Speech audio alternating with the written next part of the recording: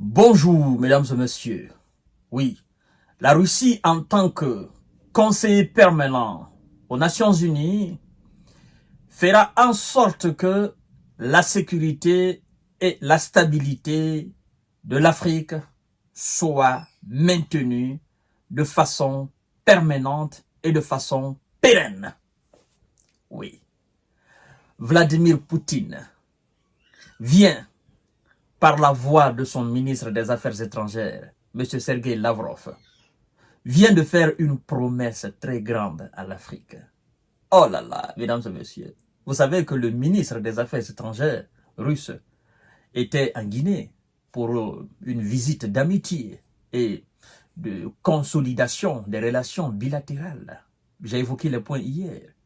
Et lors de cette réunion, oui, M. Vladimir Poutine, par le biais de son ministre des Affaires étrangères, a fait cette promesse à l'Afrique. Oui, mesdames et messieurs.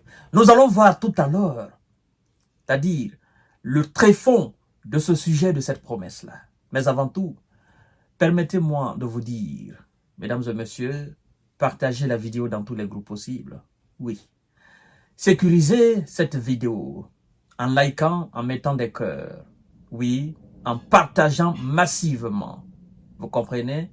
Et abonnez-vous aussi en activant la cloche de notification pour recevoir mes émissions en temps réel. Mais aussi, n'oubliez pas de vous abonner sur ma page Infomonde. Continuez à vous abonner sur Infomonde, c'est très important.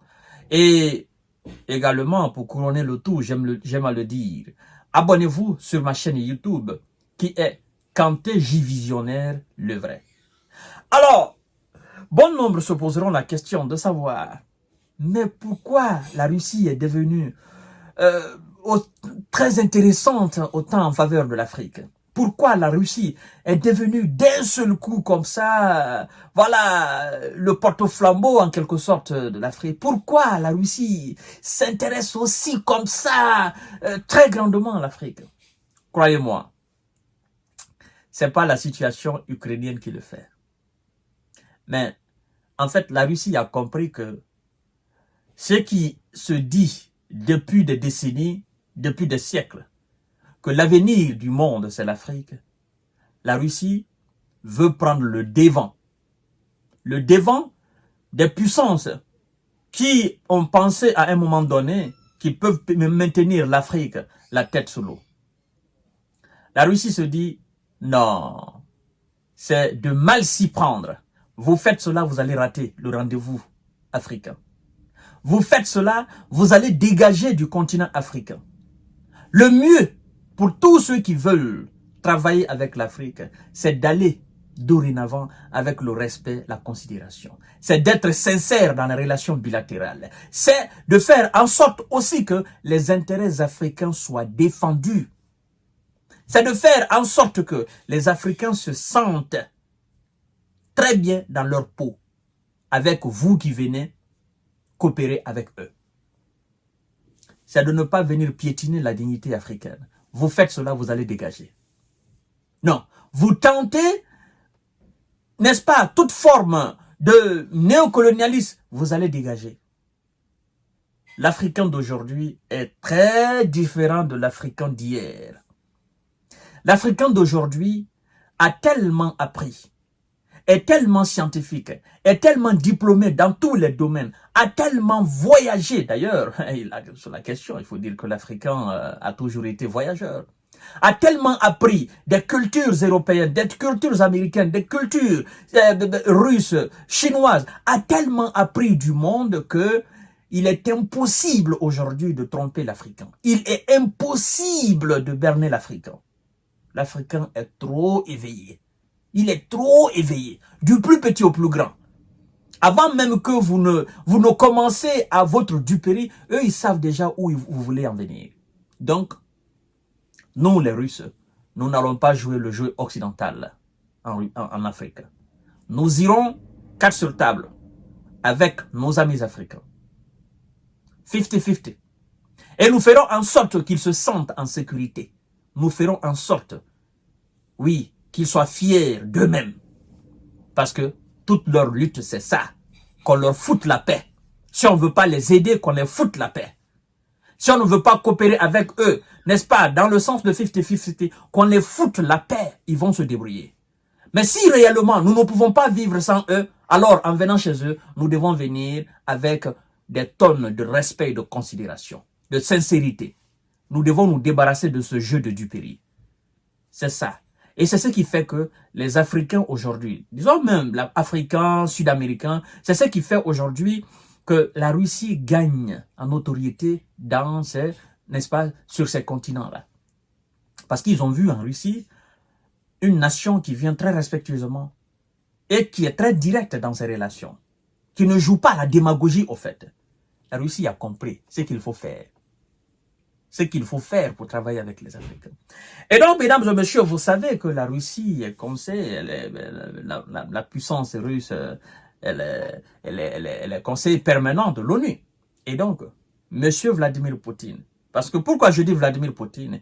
Il s'agit de son ministre des Affaires étrangères. Et celui-là ne fait pas une déclaration si Poutine n'est pas concerté. Parce qu'il ne peut pas se permettre de faire une déclaration. Lui, il n'est pas le président. C'est vrai, c'est le bras droit, l'homme préféré de Vladimir Poutine. Mais il ne fait pas une déclaration. Il ne tient pas une promesse s'il n'est pas, n'est-ce pas, si ce n'est pas validé par Vladimir Poutine. Et écoutez ce que M. Sergei Lavrov dit, mesdames et messieurs. Moscou promet de veiller à la sécurité de l'Afrique en travaillant au sein des Nations Unies. Comment Moscou va veiller sur la sécurité africaine en travaillant au sein des Nations Unies? Comment elle va faire? Comment la Russie va faire? Et c'est ce que le ministre détaille ici, mesdames et messieurs. La Russie, en tant que membre permanent du Conseil de sécurité de l'ONU, continuera de contribuer à la sécurité et à la stabilité sur le continent africain, a déclaré le ministre russe des Affaires étrangères à l'issue de sa visite, n'est-ce pas, en Guinée. Il dit ceci. Le ministre a réitéré la disposition immuable de son pays à y procéder. Oui, la disposition immuable de son pays à y procéder. Procéder quoi? La sécurité, la stabilité. À travailler dans ce sens. Parce que les Russes ont compris, et ils savaient déjà, que pour faire des affaires en Afrique, il faut que l'Afrique soit stable. La Russie ne veut pas faire comme l'Occident l'a fait, en créant des conflits, des tensions, et en exploitant, en manipulant les uns contre les autres. La Russie, elle veut travailler avec toutes les nations africaines. Et donc, elle a besoin de la stabilité et la sécurité dans tous les pays africains. La Russie ne veut pas exploiter frauduleusement les ressources du sol et du sous-sol des pays africains. De toutes les façons, aucune puissance ne peut le faire aujourd'hui. Donc, c'est pourquoi elle veut la stabilité. Elle promet stabilité et sécurité sur le continent africain, mesdames et messieurs. Lors de la visite de monsieur Sergei Lavrov a rencontré le président de la transition de la Guinée, Mamadi Doumbouya, et son homologue Maurice Kouyaté. Les partis ont examiné la situation au Sahel, au Sahara Sahel. Les efforts visant à régler les crises et les conflits doivent se fonder sur le principe. Cette partie elle est très très importante, mesdames et messieurs. Partagez la vidéo dans tous les groupes possibles. Sur le principe, aux problèmes africains, une solution africaine avec un concours international approprié, a-t-il souligné. Nous n'allons plus apporter une solution américaine pour régler les problèmes africains.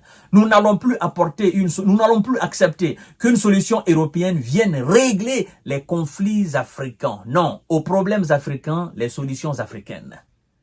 Avec certainement l'aide internationale adaptée aux solutions africaines, aux problèmes africains. Ça, c'est très important. Parce que vous venez souvent avec des idées, n'est-ce pas? Vous vous embourbez dans des conflits, vous ne connaissez même pas l'origine de ces conflits, et puis vous voulez régler la situation. Comment vous pouvez régler une situation dont vous ignorez l'origine, mesdames et messieurs?